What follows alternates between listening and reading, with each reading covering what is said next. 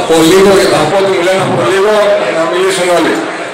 Χαιρετίζουμε το συλλαλητήριο αυτό και η χαρά των εργαζομένων των Λιμνών της Ελλάδος είναι τουλάχιστον μετά από 6 χρόνια καταλάβαμε ότι όλοι μαζί μόνο μπορούμε να κερδίσουμε το φόβο μας πρώτα και να διώξουμε όλους αυτούς που έχουν φέρει τις πολιτικές που θέλουν να μας επιβάλλουν οι ξένοι.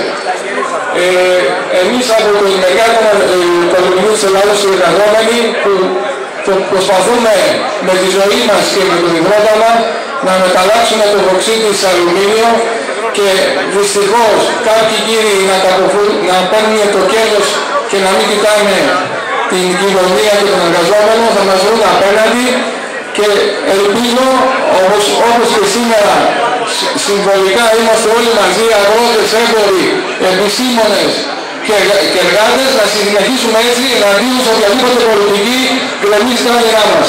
Να είστε καλά. Παρευρίσκεται και το Τεχνικό Επιμελητήριο Ελλάδος. Θα παρακαλέσουμε τον Γιώργο τον Τακμάκη από τους αγρότες ένα σύντομο χαιρετισμό.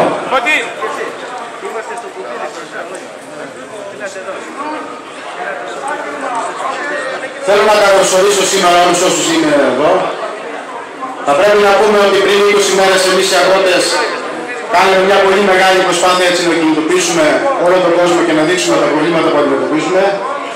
Και πραγματικά πιστεύω ότι τέτοια κινητοποίηση δεν έχει υπάρξει ποτέ στο παρελθόν.